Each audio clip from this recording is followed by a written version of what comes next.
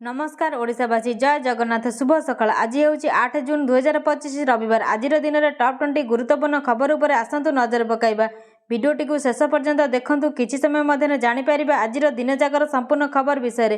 प्रत्येक दिन नुआ नुआ खबर पाई प्रथम करी चैनल को आसीथिले चैनल को सब्सक्राइब करी पाखरे आसुथिबा बेल आइकन को दबाई देबे एवं भिडियोटी को गोटे गोटे लाइक निहाती करिदेबे। खबर नंबर 1, एणिकी आवास घर तैयारी पाई मागणा बाली देबे सरकार।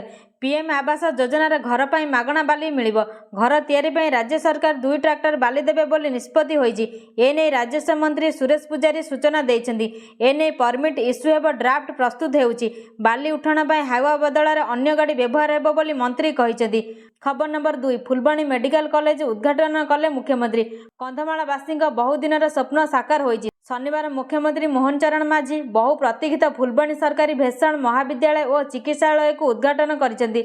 पूर्वाह्न प्राय 11टा बेले मादिकुंदा स्थित रिजर्व पड़िया हेलीपैड रे मुख्यमंत्री अवतरण करथिले। तिलकपड़ा ठारे नवनिर्मित मेडिकल कॉलेज जाइथिले। सेठारे कॉलेज उद्घाटन करबा पर महाविद्यालय प्रेक्षालय रे आयोजित एक सभारे डाक्तर, नर्स एवं अन्य कर्मचारी को उद्बोधन देइथिले। खबर नंबर 3, 8 टंकार मिलुची केजे आलू बस्ता को 400 टंका। जी शुणिले सी दौड़िले, जेते पारिले सेते बोही नेले। आलू बस्ता प्रति 400 टंका शुणी आखपाख अंचल लोकों भिड़ जमिला। भिड़ एते होईगला जे रास्ता मध्य जाम होईगला। एही भली दृश्य देखिबाकू मिलिथिला मयूरभंज बैसिंगा थाना अधीन पणसिया अंचल। भोर भोर एक आलू ट्रक आसी पणसिया छकरे छिड़ा होई रहितिला एवं 50 किलो आलू बस्ता को मात्र 400 टंका बोली डाक मराहला। ए कथा को शुणी किए साइकेल रे बोही नेले तो किए ट्रॉली रे, आउ किए ऑटो करी मध्य बोही नेले। सस्तारे आलू पाई लोकों खुशी कहले न सरे। बजार रे आलू किलो 20 टंका थिबा बेले मात्र 8 टंका रे मिलिला केजी आलू। खबर नंबर 4, मंडी उठुनी धान ताला पकाइले चाषी। बरगढ़ जिले में धान संग्रह प्रक्रिया को नहीं चाषी असंतोष लगी रही। चाषी मैंने बिक्री पाई मंडी को धान आणुछंती, मात्र सेठारे सही धान को क्रय संस्था किणुना। फल मंडी में धान पकाई चाषी को बहु हटहटार सम्मुखीन होगाकू पड़ुछि। एहार प्रतिवाद में शनिवार चाषी मैंने मंडी आगे धान पकाइबा सहित मंडी में ताला पकाई देइछंती। खबर नंबर 5, वरिष्ठ कांग्रेस नेत्री तथा पूर्वतन अध्यक्षा सोनिया गांधी असुस्थ। सिमला रे तांको स्वास्थ्यावस्था खराब होइतिबा जणा पड़िछि। एहा परे तांको शनिवार इंदिरा गांधी मेडिकल कॉलेज एवं हॉस्पिटल आईजीएमसी को निया जाइथिला। सेठारे तांकर नियमित स्वास्थ्य जांच करा जाइछि। डाक्तर माने ईसीजी एवं एमआरआई भली परीक्षा करिसेंती। परीक्षा पर से घर को फेरी जाइथिले। तेबे वर्तमान पूर्वतन कांग्रेस अध्यक्षक अवस्था स्थिर थिबा कहा जाइछि। खबर नंबर 6, रास्ता उपरे लैंडिंग समय कार रे पिटी हेला हेलिकॉप्टर, लोके भयभीत। सेरसी बड़ासुर चारिधाम तीर्थयात्रा को नहीं केदारनाथ धाम जाउथिबा क्रिस्टाल एविएशन कंपनी एक हेलिकॉप्टर को रास्ता रे जरूरीकालीन अवतरण करने को पड़ा। यही समय यह एक कार सहित धक्का होइतिला। विश्वास करा जाउछि जे यांत्रिक त्रुटि जोगु पायलट सतर्कता प्रदर्शन करी हेलिकॉप्टर को रास्ता रे अवतरण करथिले। एथिरे 5 जण यात्री थिले, समस्त सुरक्षित, तथापि पायलट सामान्य आहत होइछि। यही इमरजेंसी लैंडिंग समय रास्ता कड़े ठिया होइतिबा एक कार क्षतिग्रस्त होइछि। जदिओ एथिरे केही नथिले, कुहा जाउछि जे हेलिकॉप्टरटी सेरसी बड़ासु हेलिकॉप्टर रु उड़ान करिथिला एवं उड़ान भरिबा मात्रे रास्ता रे जरूरीकालीन अवतरण करा जाइथिला। खबर नंबर 7, ट्रंप मक्स कली भारतर एंट्री, विश्वर चहल। अमेरिकार राष्ट्रपति डोनाल्ड ट्रंप द्वारा प्रस्तावित बिग ब्यूटीफुल बिल नीति अमेरिकीय राजनीति में एक बड़ विवाद सृष्टि करिछि। यही बिल रे टैक्स कमाइबा, सीमा सुरक्षा वृद्धि और मेडिकेड और खाद्य सहायता कार्यक्रम रे काट अंतर्भुक्त अछि। यह अमेरिकार ऋण भार को आगामी 10 वर्ष रे प्राय 3.8 ट्रिलियन डॉलर वृद्धि करिपारे बोली अनुमान करा जाउछि। खबर नंबर 8, सक्रिय कोरोना आक्रांतों संख्या 5000 छुईलाणी। केरल स्थिति चिंता बढ़ाइला। देश में कोरोना संक्रमण द्रुत गति में बढ़िबा आरंभ होइछि। शुक्रवार सकाळ सुधा देश में सक्रिय कोरोना आक्रांतों संख्या 5000 पहुंची जाइछि। शुक्रवार सकाळ 8टारे केंद्र स्वास्थ्य मंत्रालय द्वारा प्रकाशित तथ्य अनुसार भारत में कोविड-19 मामला पूर्वापेक्षा वृद्धि पाई। सक्रिय संक्रमण संख्या 5364 पहुंची।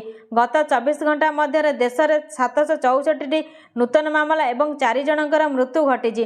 केरल में 2टी एवं पंजाब एवं कर्णाटक में गोटे लेखाएं मृत्यु संख्या चिन्हट होइछि। खबर नंबर 9, कार्य अवहेला जोगु बड़ कार्यानुष्ठान। जड़े हाबिलदार, 4 कनेस्टेबल निलंबित, 5 कनेस्टेबल को चाकरी सस्पेंड करा जायछि। कार्य अवहेला अभियोग से निलंबित करा जायछि। जिलापाल आवासिका कार्यालय रे कार्यरत थिले उक्त कनेस्टेबल। କାର୍ଯ୍ୟରେ ଅନିୟମିତତା ସାଙ୍ଗକୁ ମନମୁଖୀ ଭାବେ ଡ୍ୟୁଟି କରିବା ନେଇ ଅଭିଯୋଗ ଆସିଥିଲା ସେମାନଙ୍କ ନାଁରେ। ବାରମ୍ବାର ତାଗିଦ ସତ୍ତ୍ୱେ ଡ୍ୟୁଟିକୁ ସେମାନେ ଗୁରୁତ୍ୱ ଦେଉନଥିଲେ, ଯାହାଫଳରେ ବାଲେଶ୍ୱର ଏସ୍ପି ସେମାନଙ୍କୁ କାର୍ଯ୍ୟରୁ ନିଲମ୍ବିତ କରିଥିବା ଜଣାପଡ଼ିଛି।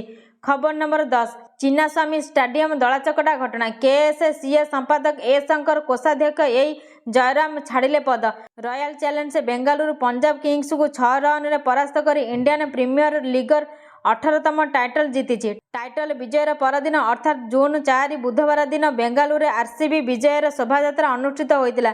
କିନ୍ତୁ ଏହି ସମୟରେ ଏମ୍ ଚିନ୍ନାସ୍ୱାମୀ ଷ୍ଟାଡିୟମ ବାହାରେ ଏକ ଅପ୍ରୀତିକର ଘଟଣା ଘଟିଥିଲା ଏବଂ ଦଳାଚକଟାରେ 11 ଜଣ ପ୍ରଶଂସକଙ୍କ ମୃତ୍ୟୁ ହୋଇଥିଲା।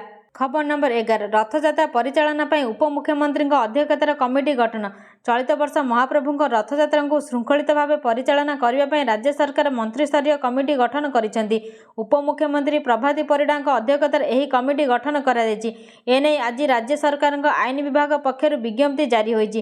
ଏହି କମିଟିରେ 4 ମନ୍ତ୍ରୀଙ୍କ ସହିତ ଆଇନ ବିଭାଗ ପ୍ରମୁଖ ସଚିବ ରହିଛନ୍ତି। ଏଥିରେ ଆଇନ, ସ୍ୱାସ୍ଥ୍ୟ, ଗୃହ ନିର୍ମାଣ ଏବଂ ପରିବହନ ବିଭାଗର ମନ୍ତ୍ରୀ ସଦସ୍ୟ ରହିଛନ୍ତି।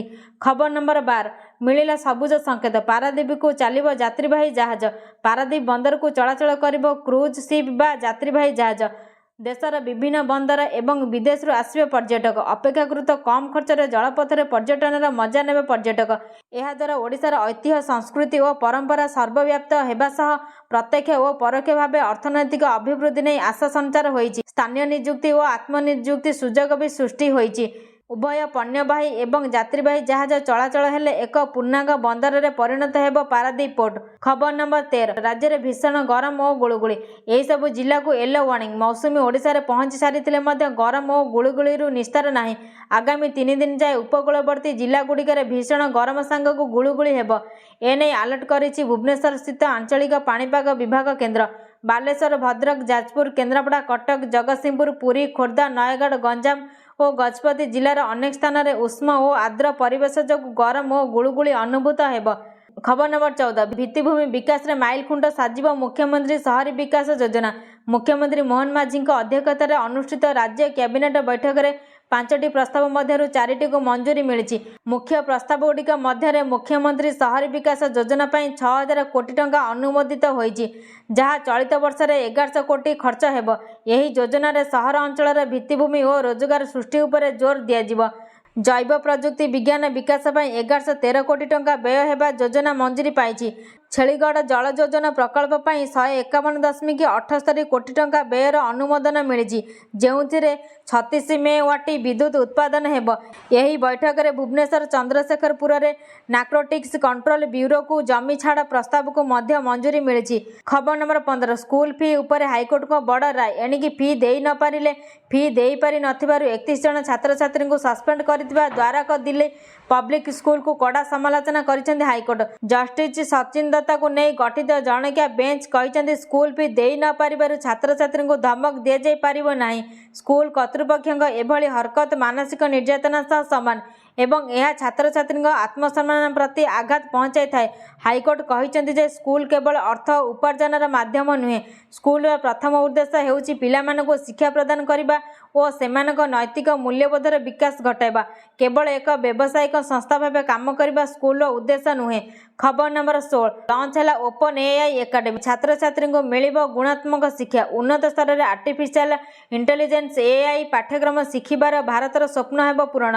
ଚାଟ୍ ଜିପିଟିର ନିର୍ମାତା ଓପନ୍ ଏଆଇ ଜୁନ୍ 6 ତାରିଖରେ ଦେଶରେ ଓପନ୍ ଏଆଇ ଏକାଡେମୀ ଇଣ୍ଡିଆ, ଏହା ଏଆଇ ଶିକ୍ଷା ପ୍ଲାଟଫର୍ମର ପ୍ରଥମ ଆନ୍ତର୍ଜାତୀୟ ରୋଲ୍ଆଉଟ୍, ଯାହାକି ଏଆଇ ଶିକ୍ଷା ଏବଂ ଟୁଲ୍ଗୁଡ଼ିକର ପ୍ରବେଶକୁ ବୃଦ୍ଧି କରିବା ପାଇଁ ଡିଜାଇନ କରାଯାଇଛି। ଭାରତ ସରକାରଙ୍କ ସୂଚନା ପ୍ରଯୁକ୍ତି ମନ୍ତ୍ରଣାଳୟ ଅଧୀନରେ ଥିବା ଇଣ୍ଡିଆ ଏଆଇ ମିଶନ ସହଯୋଗରେ ଓପନ୍ ଏଆଇ ଭାରତରେ ଓପନ୍ ଏଆଇ ଏକାଡେମୀ ଇଣ୍ଡିଆର ଶୁଭାରମ୍ଭ ଘୋଷଣା କରିଛି। ଓପନ୍ ଏଆଇ ଏବଂ ଇଣ୍ଡିଆ ଏଆଇ ମଧ୍ୟରେ ଏକ ବୁଝାମଣାପତ୍ର MOU ସ୍ୱାକ୍ଷରିତ ହୋଇଛି। ଖବର ନମ୍ବର 17, ୟୁକ୍ରେନରେ ତାଣ୍ଡବ ରଚୁଛନ୍ତି ରୁଷ ସେନା। 400 ଡ୍ରୋନ୍ ଓ 46 କ୍ଷେପଣାସ୍ତ୍ର ମାଡ଼। ୟୁକ୍ରେନର ଭୟଙ୍କର ଡ୍ରୋନ୍ ଆକ୍ରମଣ ପରେ ରୁଷ ପ୍ରତିଶୋଧ ନେଇଛି। ଶନିବାର ଦିନ ରୁଷ ପୂର୍ବ ୟୁକ୍ରେନର ଖାର୍କିଭ୍ ସହର ଉପରେ ଏକ ଭୟଙ୍କର ଡ୍ରୋନ୍ ଏବଂ କ୍ଷେପଣାସ୍ତ୍ର ଆକ୍ରମଣ କରିଛି, ଯେଉଁଥିରେ 3 ଜଣଙ୍କର ମୃତ୍ୟୁ ହୋଇଛି ଏବଂ 21 ଜଣ ଆହତ ହୋଇଛନ୍ତି। ୟୁକ୍ରେନର ସ୍ଥାନୀୟ କର୍ତ୍ତୃପକ୍ଷ ଏହା ନିଶ୍ଚିତ କରିଛନ୍ତି। ଖବର ନମ୍ବର 18, प्रति पंचायतरू 10 जन को मिलिब मागणा घर।